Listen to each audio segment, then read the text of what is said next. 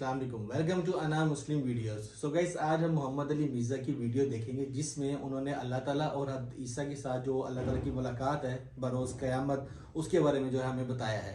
حضرت عیسیٰ اللہ تعالیٰ کے ان 4 نبیوں میں سے ہیں جن پر اللہ تعالیٰ نے اپنی آسمانی کتاب انجیل نازل کی تھی۔ تو دیکھتے ہیں محمد علی مرزا صاحب نے اپنی ویڈیو میں کیا بیان کیا ہے۔ چلتے ہیں جی ویڈیو کی طرف۔ جی چلیے۔ قیامت کے دن جو حضرت عیسیٰ اور اللہ کی ملاقات ہونی ہے، سر وہ بندہ کانپ اٹھتا ہے۔ وہ جب یہ چیپٹر آتا ہے نا، اس میں جب زندگی شروع ہوگی، وہ جو ناول کا میں نے تعارف کروایا تھا، اس میں انہوں نے اس کو فلمایا ہے آڈیو ریکارڈنگ میں، ریٹن فارم میں۔ حضرت عیسیٰ ابن مریم، اللہ تعالیٰ فرمائے گا، اے عیسیٰ کیا تو نے کہا تھا کہ تجھے اور تیری ماں کو میرے سوا معبود ٹھہرا لیا جائے؟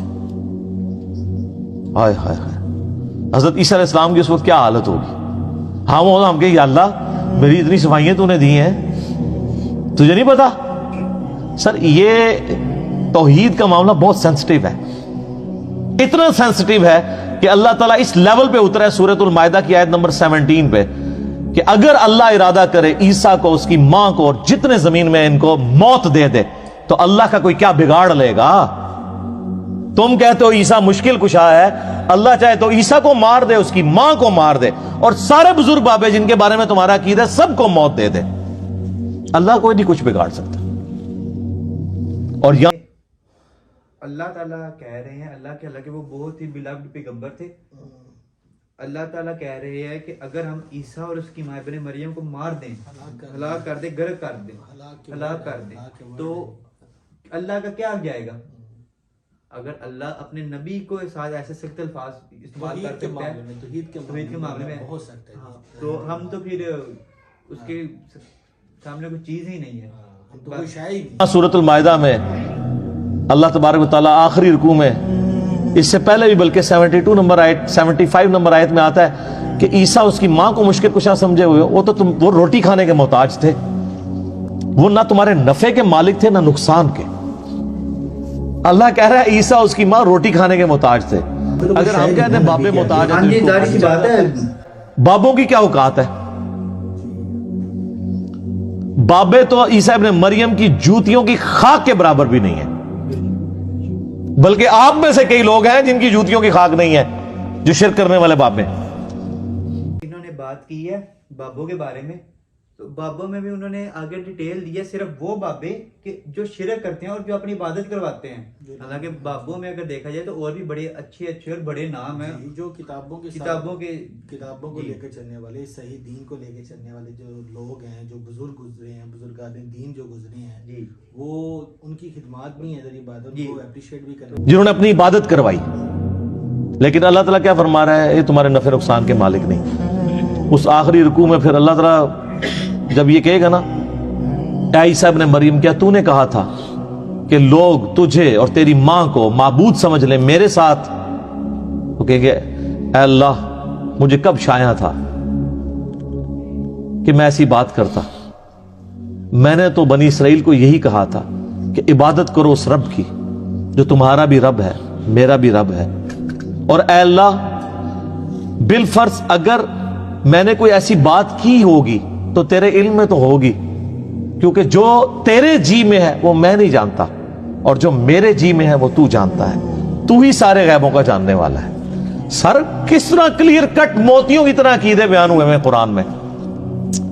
حالانکہ ان کو ڈٹنا چاہیے تھا، کانفیڈنس تھا نا، لیکن کہا کہ بالفرض اگر میرے دل میں بھی کوئی خواہش چھپی تھی نا خدا بننے کی، اللہ تیرے علم میں تو ہوگی نا، ٹھیک ہے، لیکن تو گواہ اس بات پہ کہ میرے کہیں پہ نہیں، اور اگر تھی تو تیرے علم میں ہوگی، اب تیرے دل میں کیا ہے وہ میں نہیں جانتا، یعنی اب تو کیا ڈیسیژن کرے گا یہ تیرے علم میں۔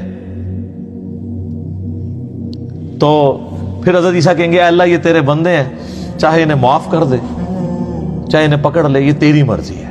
یعنی توحید کی باری آئی تو انبیاء کرام بھی سائیڈ پہ، کیونکہ ان کو اپنی فکر پڑ گئی، اور یہاں 1.5 ارب پونے 2 ارب عیسائیوں نے حضرت عیسیٰ کے بارے میں یہ عقیدہ رکھا ہے، انہوں نے چھا لینا ہے، اور معذرت کے ساتھ آپ لوگوں نے بھی یہ عقیدہ رکھا ہوا ہے۔ آپ کے پیغمبر علیہ السلام نے بھی یہی باتیں ارشاد فرمائی ہیں، بخاری مسلم دونوں میں حدیث ہے، نبی علیہ السلام کم از کم 10 طرق آئے ہیں اس کے۔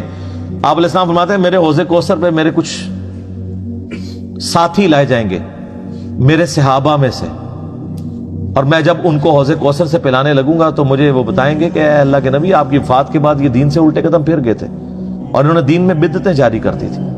आप फरमाते हैं मैं कहूंगा सुहकन सुहकन लिमन गैर बादी, इन पे फिटकार हो जिन्होंने मेरे बाद मेरे दीन को बदल दिया, और मेरे उनके दरमियान एक आड़ कायम कर दी जाएगी।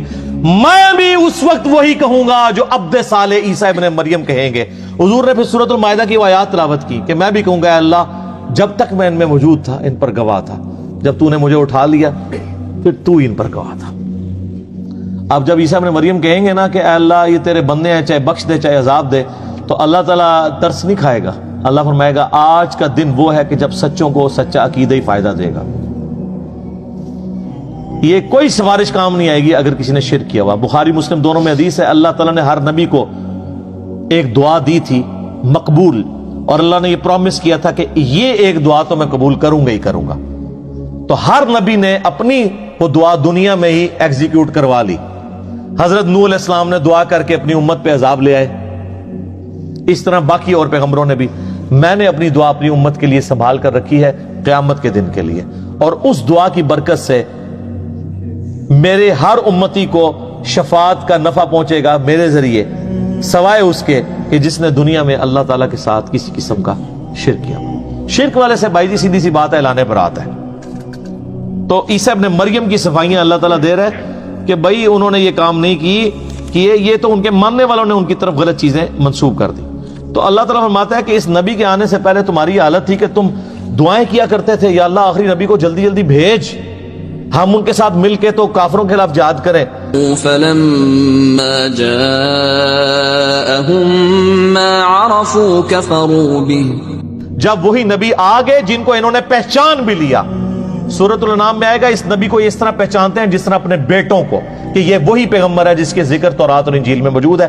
फिर भी इन्होंने बग़यम बैनहुम की वजह से अर्ज टू डोमिनेट, जिद्दम जिद्दा इनकार किया।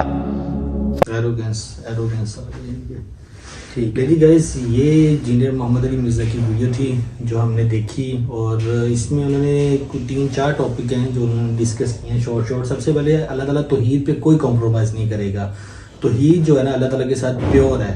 तौहीद के लिए अल्लाह ताला कभी भी जो है ना किसी के साथ भी कॉम्प्रोमाइज़ नहीं करेगा। वो अपनी नबियों की मिसालें दे रही हैं, नबियों की मिसालें दे के हमें समझा रही हैं, हम उम्मत हैं, हमें समझा रहे हैं कि मैं जो है ना तौहीद में कभी भी जो है ना कॉम्प्रोमाइज़ नहीं करूँगा। इसमें उन्होंने एक और बात बताई है कि अल्लाह ने हर नबी को एक दुआ दी है जो अल्लाह कबूल करेगा ही करेगा, शर्तिया कबूल करेगा।